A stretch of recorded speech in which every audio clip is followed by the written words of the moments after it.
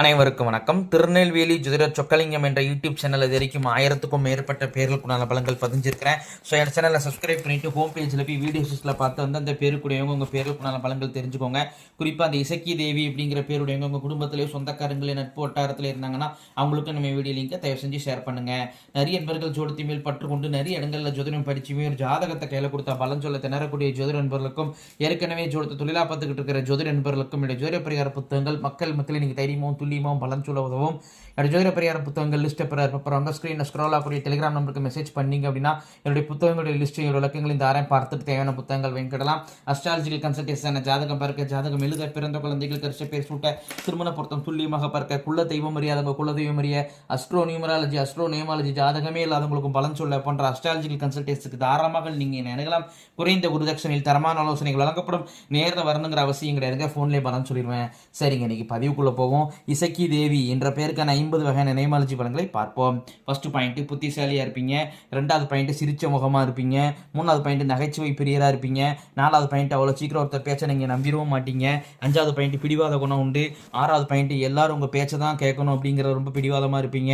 ஏழாவது பாயிண்ட் பூரிகை தொட்டு மாறி இருப்பீங்க. எட்டாவது பாயிண்ட் பூரிகை சொத்துக்கள் அழிஞ்சிருக்கும். ஒன்பதாவது பாயிண்ட் அப்பா வழியில் வழிபட்ட ஒரு பெண் தேவதையுடைய ஆசீர்வாதம் உங்களுக்கு இருக்குதுங்க. பத்தாவது பாயிண்ட் அப்பா குடும்பம் வந்து கோவில் கும்பாபிஷேகத்தில் முக்கிய பங்கு வச்ச குடும்பமாக இருக்கும். 11வது பாயிண்ட் அப்பா பிடிவாதக்காரராக இருப்பார். 12வது பாயிண்ட் அப்பா வழியில் 2 தாரம் முடியவங்க இருப்பாங்க.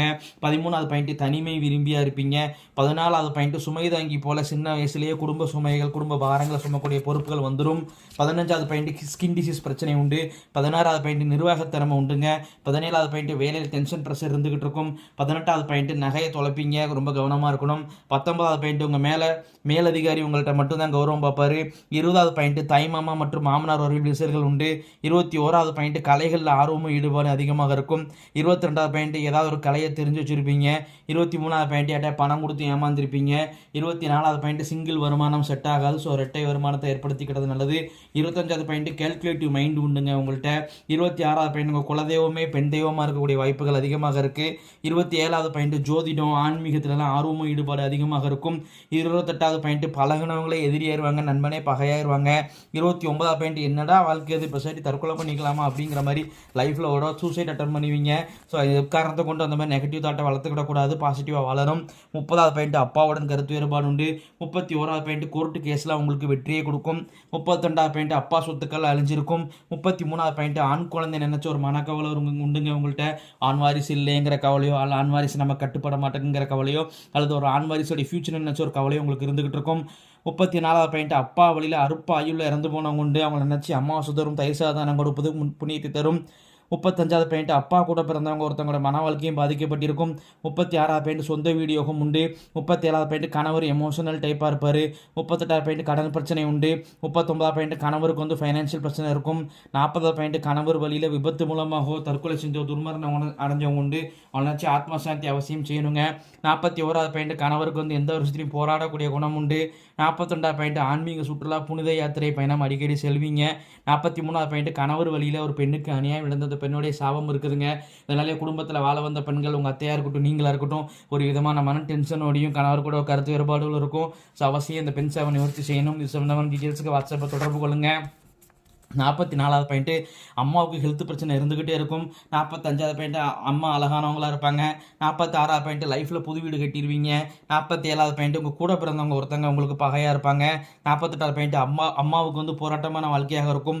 49வது பாயிண்ட்டு செய்வன பிரச்சனை இருக்குதுங்க, உங்கள் பேரே சொல்லுது. இந்த செய்வனா இருக்கிறதா உண்மைதானே அப்படின்னு கேட்குறீங்க. அதுக்குடைய சிம்டம்ஸ் சொல்லி தான் நிரூபித்து காட்ட முடியும். கால் சம்பந்தமான பிரச்சனை, அடிக்கடி காலிலே அடிபடுறது, தரையில் கொஞ்சம் நேரம் உட்காந்தாலே கால் மரத்து போகிறது, கால் உளைச்சல் வர்றது, இந்த மாதிரி கால் சம்பந்தமான பிரச்சனை இருக்கும். நைட்டை லேட்டாக தூங்குவீங்க, தூக்கமே வராது. அப்படியே தூங்கினாலும் கெட்ட கனவுல வரும், தூக்கத்தில் திருப்தி இருக்காது. இன்னும் நிறைய சிம்டம்ஸ் இருக்குது. நம்பிக்கை இருந்துச்சுன்னா வாட்ஸ்அப்பை தொடர்பு கொள்ளுங்கள். கட்டாயம் இந்த சேவனைக்கு நிவர்த்தி செய்யணும்.